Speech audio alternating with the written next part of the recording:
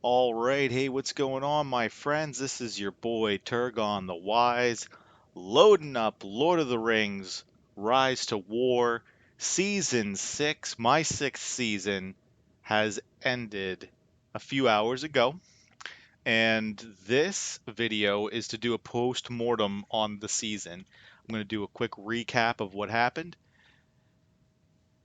and check out my end of season rewards, how grand and sweet it is. Even though it's not a win, I'll take it. And looking forward to going back to Bag End. I'm going to collect some stuff here, if you don't mind. That is my stuff to collect while I sit here and talk through some things with y'all. All right, looks like not a whole lot happened. I ended the season on a personal note with 2.6 million prestige. Let's see if we can see the actual full number. Here's all my banners. 1, 2, 3, 4, 5, 6. Two second place finishes now for Campaign Tactics Evolved RP. And here it is. It's in the books. 2.6 million.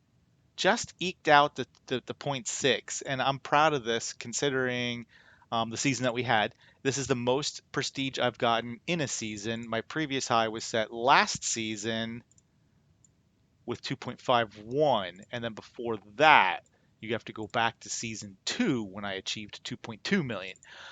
So I'm pretty proud of what I was able to accomplish on a personal level this season.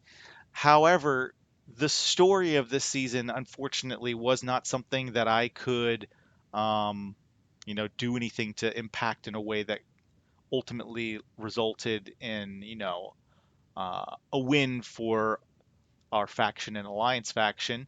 Um, and there were definitely a lot of oppositional forces that just outplayed us, outmaneuvered us, and kudos to them. So here's what kind of unfolded. I'm going to try to keep this as high level as I can, but I will undoubtedly dive into some details as well. The season started out, and it was just for like the first week to 10 days. No one fought. There was no PvP whatsoever. Everyone was just farming and taking keeps. Erebor was up here. Um,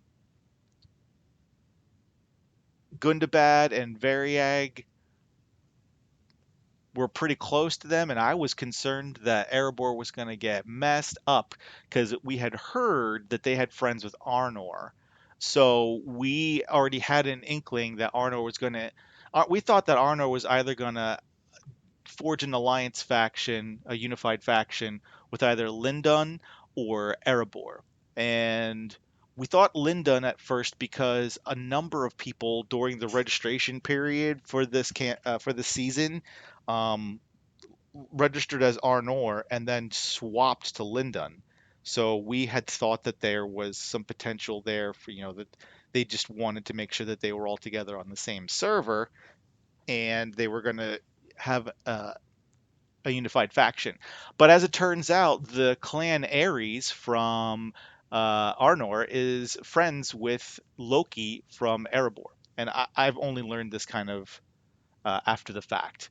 So what ended up happening was indeed an Erebor Arnor unified faction, but what we didn't count on was that they were going to also ally with the two evil factions. And there were only two evil factions on this server. There was no presence in Rune, there was no presence in Angmar. As you can see, their territory is completely left alone, and there was no presence in Isengard or Mordor. So those four groups formed a very potent combination. And when we started fighting, we fought first Variag. It had looked like we were going to fight Lindon because they came down here and took this extremely early in the season. I want to say by the end of week 2 or maybe the middle of week 3, they were right on our doorstep. And that made me personally a little nervous because Lindon has an extremely potent team with one of the premier players in the game. Um, we'll get to more about him in a little bit. So we started fighting the Variag, not really realizing the full implications of that decision. We had all this territory. All of my farm was down. You see where this 300 tile was? That was where I mocked to start the season. Every single tile there is gone. After they took every single tile that I took over the first 2 weeks of the season, I moved up here. I didn't move my base, of course. I made forts and came and farmed some area up here, which, as you can see, is also completely gone. Let me zoom in a little bit because you're probably like, well, I can't see what tiles you have, where you have tiles and stuff. And you can see I have some tiles here. I have a sprinkle of tiles here, but all of my tiles down here where my starting spot were are gone, and all my tiles up here where I farmed in Forlinden and Nandlun are gone, thanks to Arnor.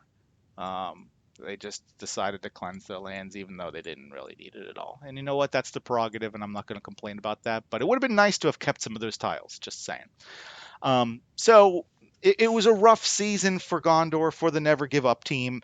Um, we just didn't have any backup, unfortunately. We played Tactics Evolved in season 5, and we were on a server where every faction had 3 fellowships. So it was cool because, like, we could throw ourselves at an enemy, get spent, and then another fellowship could come and back us up until we recovered. And that played out several times throughout the course of the season. But this season, we really didn't have much backup. And I'm not saying that in any way to disparage, what Lyndon did or what their choices were. They did at one point after we had lost Minas Tirith, and it was clear that they were going to start, Averieg was going to start eating our lands. Lyndon did come over and take Belfalas. They took Dol Amroth and took Belfalas and fought with Variag over here on Treasure Island for quite a bit, but not in any kind of full force. So that was really about the only time where we really received assistance within the first half of the season. Was from Lyndon, and that was it. We were also supposed to be part of, two 4v4 alliances. There was, the group that I already mentioned, which was Erebor, Arnor, Variag, and Gundabad. That was one four. The other four was Lyndon, Gondor, Lothlorien, and Rohan. But it turns out Rohan was truly the kingmaker this season because they had created a nap with Variag. I don't honestly know when their nap was first forged. My understanding is that it was before we ever even fought Variag, possibly even before the season even started, because the Rohan fellowships, Hope and Nost, knew the main fellowship in Variag, Babes, and they knew that they were a strong team, and they just decided they weren't going to fight them. So, really, it wasn't a 4v4, it was a 4v3. The only thing that Rohan really did, they fought Erebor up in Amonlank for a little while, and they helped Lothlorien defend their lands. And they came over here and fought a little bit over here at some point, at some stage in the season, but ultimately Rohan didn't do a whole lot. And I've talked with people from Rohan, some of them reasonable, some of them not. And of the story that I've gotten from the reasonable folks is that early in the season, Lyndon attacked Rohan. They took Orthanc, they took Gap of Rohan, they beat the crap out of Rohan, and it made a number of Rohan players stop playing.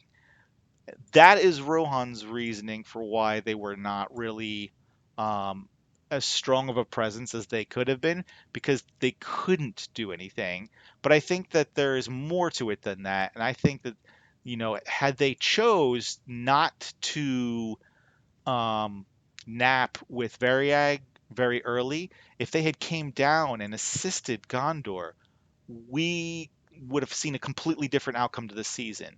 It would have been much more competitive. There would have been more parity, and it would have taken a lot longer for what happened to happen, or something else might have happened entirely. Um, Kudos to the Lothlorien groups, Whip, Iron. You guys held out pretty strong. They fought Variag, they fought Gundabad, they fought Erebor, they fought Arnor, they fought everyone. Really, the only folks that Gondor, my team, did not fight was Erebor. We really did not face the dwarves at all, mostly because we were completely cut off from them. And there was one spot where we could fight them in like a PvP arena up here, and I just never really bothered. I had a couple of friendly one-on-ones with the leader of the Fellowship, them, and he was very nice. He's very pleasant to talk to, and I enjoyed my conversations with him, and I wish them all well. And in fact, my understanding is that the N Cup team will be merging with them for next season. Uh, I will not be doing that. I will not be following the NGUP team. I have a small group of guys that I will actually be working with over in Loki next season, so I'm looking forward to that. So at any rate, we just basically were alone versus Variag 1v1, and we did not have the activity required to be able to match them, and just steadily they just kept beating the shit out of us over and over again, and unfortunately, we decided to name ourselves Never Give Up, but we were basically forced to make a decision between having all of our lands taken from us and getting an Explorer badge for the season and having no tiles, not having any fun, and just being a completely suppressed and dominated group, or we could give up. And that's what we did. We surrendered to the Variags, and they left the lands in Langstrad, Paths of the Dead, and everything else to the west of there alone. And I think that although some people did not agree with that decision, I do believe that it was the best decision for our team because we ended this season with something. You saw the points that I collected. We did not get Explorer badges. We got, what do we get? Campaign Tactics Evolved. Where do we get? Where is it? I forget what it's called. Yeah, Renowned Creator. And there's nothing wrong with that. And the last few weeks of the season, I know some people wanted to continue fighting for something that mattered, but the bottom line was no matter what we did, if we had pursued that route, we were going to lose badly.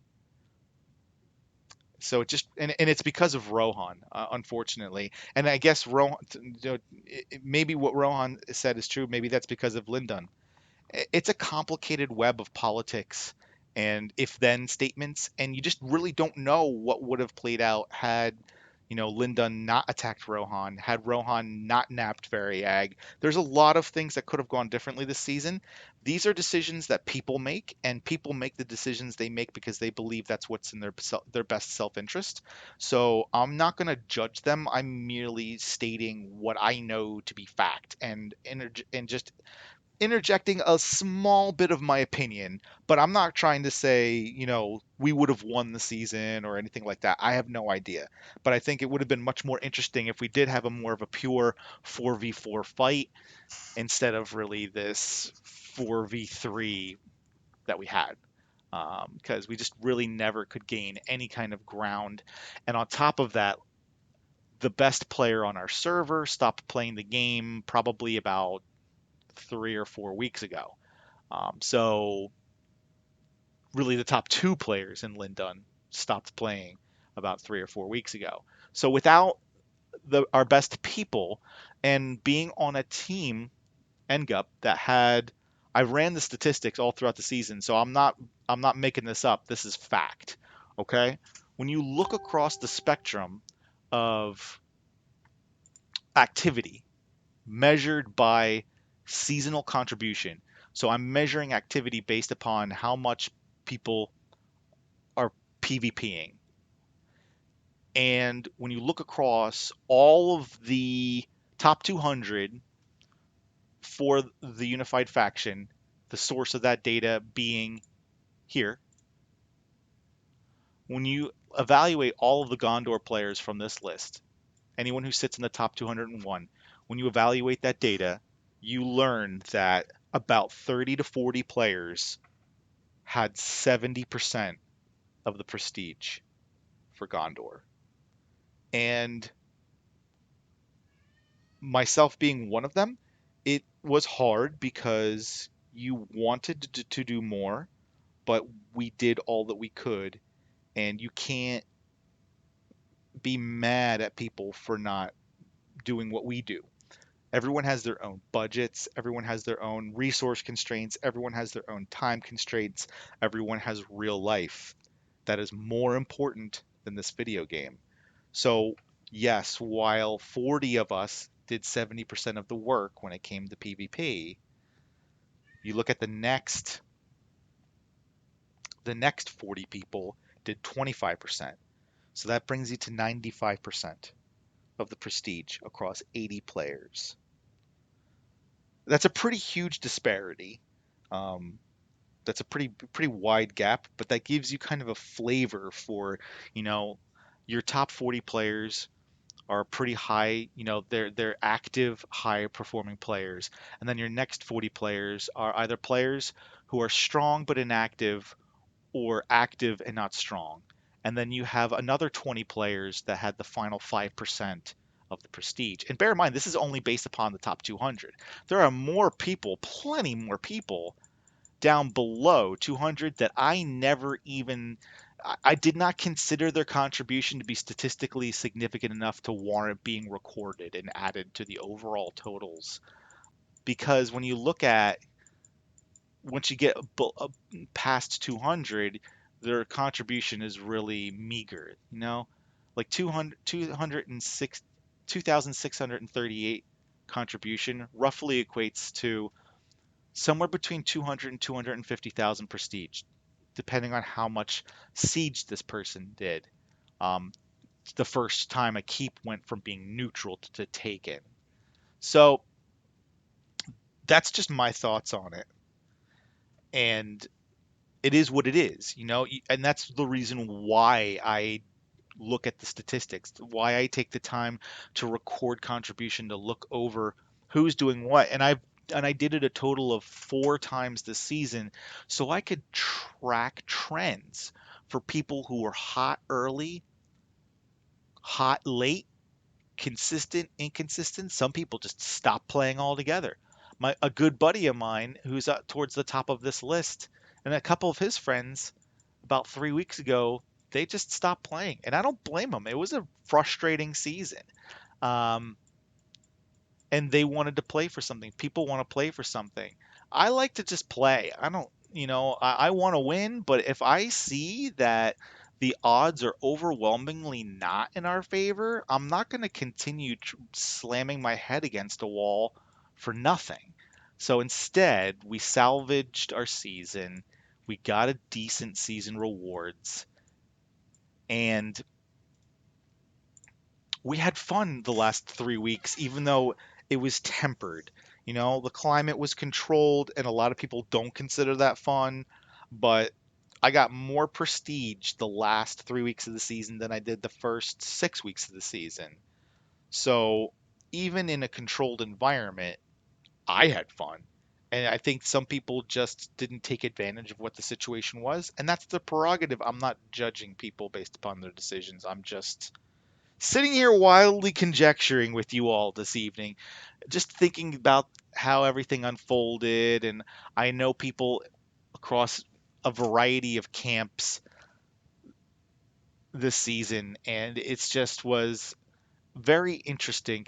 And partially, I'm just going to go back even a step further and start talking about the fact that this is a low population server, and this is one of the bad things about low population servers. There was an average of 1.5 fellowships per faction on the server. That's half the size of last season's server. And last season, in my opinion, while it was also frustrating, it was frustrating for a completely different set of reasons. And I think last season was more fun than this season, despite those frustrations. The frustrations of last season were people stealing farm right out from under you on your own faction from other fellowships, and sometimes maybe even your own, but that's pretty rare. Teams that I've been on this season, the last season, were pretty disciplined in that regard. So that was appreciated. but the combat was more diverse last season. We fought Rune, we fought Variag, we fought Arnor, we fought Lothlorien, we fought like everyone. So this season, basically only fighting Variag and Arnor when it counted, and then just basically beating up on Rohan the last 2 or 3 weeks. And Rohan beating up on us too. I'm sure we both patted each other's prestige quite a bit. It goes both ways. I'm not trying to make it seem like we dominated them by any stretch of the imagination, because it was all controlled combat. There was nothing actually at stake. Although a lot of people treated it like it was. I mean, we were never at any point, I can safely tell anyone who's watching this video, ever intended to take Aderos. But for some goddamn reason, every time we fought at this tunnel, Rohan thought, or maybe used it as a scapegoat, to say that we were coming for their capital. And that just is unequivocally not true. It's absolutely false. We had created this natural barrier between us and Rohan, these mountains, this tunnel, since the beginning of the season. And after Variags beat us and we surrendered to them, they ended up coming up here and taking all of our stuff up here. And then Rohan decided that it would be okay to just come down here and take the stuff that Variag had taken. Who knows what conversations had occurred between Rohan and Variag concerning this, if any, but we weren't cool with that. So we pushed them back out. And they would keep coming down here, basically saying, we want ghosts, we want these caves of the dead, and just used that as an excuse to war with us. And we're like, what do you want the caves of the dead for? Other than purely for, like aesthetic, like just to have them. Who are you going to fight with them? You're not fighting anyone. We gave up. The season's over. You're just going to take these caves and then use them against us. We're not stupid. So we didn't let them down here, and that would make them mad, and they would come down here and hit us. And then we would get mad because at least a dozen times over like a 10-day period, probably 2 dozen times, they would hit us. And we would come up here and take them. And at one point, we were like, let's just clear this out a whole bunch and see how far we can take. And it got pretty tense politically. And in the end, we were able to reason with the leadership, and leadership was able to issue directive to kind of squash the fighting here. And then I had to sit around and basically watch for lines here. I'm pretty sure something like 8 or 12 hours of a Friday I spent just messaging anyone, whether it be Lindon, Gondor, Rohan, or Lothlorien, that attacked either of these tunnels, saying, hey, cut it out. It's got to stop. I was successfully able to stop the fighting there, but then the fighting started here. And that was when I said, okay, let's just stop fighting over on this side. We don't need this side for anything. It's neutral land. It doesn't mean anything. Rohan is giving us the neutral area of Paths of the Dead. Let's give them Entwash. We'll pull back. It's a critical crossing. It'll take significant effort for them to take this. We should be safe here. And that's what ended up happening. And it took a little bit of work smoothing over everything on my team and my faction, but we were able to get it done. And then spend the last couple of days, the last maybe week of the season, I would say, just sparring here, sparring a little bit back at Paths of Dead. There a lot of sparring happened up here at the crossing by Orthonk into Helm's Deep. There was a lot of battles up here. So all in all, I think the last couple of weeks of the season, even though for some people, yeah, we weren't playing for Dol Guldur, we weren't playing for the ring, we weren't playing for a win, we weren't playing for land, but we had fun. I had fun. I enjoyed it. It wasn't that bad. So cheers to everyone. Congratulations to Arnor and Erebor for their season win. Um, I also want to thank the folks in Variag. I did not interact very much with the leaders from Gundabad. I had some positive interactions with some of their players. They seemed like nice people. I appreciate the folks over in Babes over at Variag. They were reasonable to work with for the most part. So, yeah, I'm pleased with the season. It's over now. Now we wait 2 days. We go to Bag End. We tinker around with our commanders and gear. We'll be playing. Well, I'm not going to give up who we're playing as. The people who know what I'm doing next season know what I'm doing next season, and we'll just leave it at that. I do want to just echo a sentiment that I left for my friends with the NGUP team, which is that it has been absolutely a pleasure working with everyone on that team, both the people who are currently on that leadership team and the people who left. Um, I do know things didn't go as planned in a variety of ways, but I do feel strongly that we salvaged the season with with the decisions we made and had an enjoyable, albeit tempered, last few weeks. Um, it's been a pleasure playing and working with everyone. I consider you all friends forever, whether we meet again as allies or as opponents on the battlefield.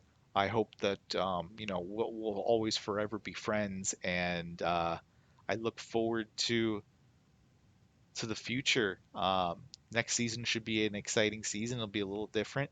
I plan to chronicleize that. I did not chronicleize the season the way that I intended to because it just was a lot going on, and I didn't want to spill too much trade secrets over the internet. So, a lot of it was more so time than the secrets.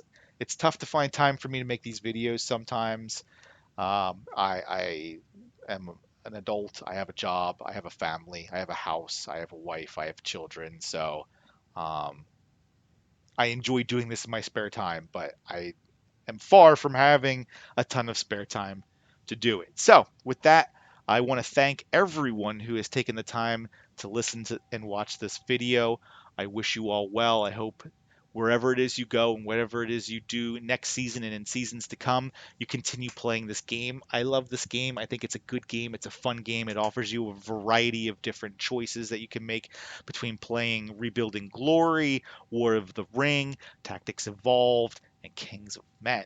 So, and I look forward to whatever new content the developers have coming in store next season. I do want to say I hope that they fix Tactics Evolve because people abused Rise Up terribly this season. And frankly, even though I'm one of the people that did, also, I only did it because I had to in order to equalize other people, not because I wanted to or enjoyed it. As a matter of fact, the last 2 days of the season, I stopped using double rise up on my DD comms because I wanted to try some other stuff out. I took rise up off of my sentinels and I put dispersion back on them. I wanted to see what I could do with my haldir, and I wanted to start playing around with Gandalf and playing around with some archers and doing something other than just throwing DD comms with double rise up at people because yeah, like it's effective, but it's boring. And I hope they take it out of the game the same way that they did shield training at the end of last season, where they nerfed it. For those who don't know, Rise Up maxed out increases both your commander and your ally troops attack by 15%. Stack that, that's 30%, and it persists through the unit's death. So you can put an army here. I'll show you. Why not? You see my Aragorn here. He's got Sentinels and he's got Cavaliers. You need one of all three races in order for Rise Up to activate. And I had it on the Sentinels, but now I have dispersion on them. So you could stack it this way, and you could put one command of each of these guys, and then just load up on a super tanky unit like a Guardians or War Rams or whatever you wanted. And it's strong. It's really, really strong. And it's silly that the buff persists through death. What they did with shield training, because shield training did the same thing, except for it was 20%, and instead of increasing attack, it increased defense. So you can make that one unit super tanky and lose like very little troops, and your DD com just goes to town. I used it mercilessly last season, and I'm glad that they took it away, and I hope they do the same thing with Rise Up because it's a bullshit strategy to take. And I get it, it's people taking advantage of the meta, but it's time for a new meta, and Tactics Evolved, and I hope that the developers address that soon. Anyway, I went on another rant. I apologize. Thank you so much again. Thank you to everyone on this server 10, I think it's 109. Is that what I'm on? Yeah, 109. Thank you all. I appreciate you and I wish you all well. And I want to thank everyone who watched this video again and wish you all well as well. And I'll see you in Bag End very soon. Cheers.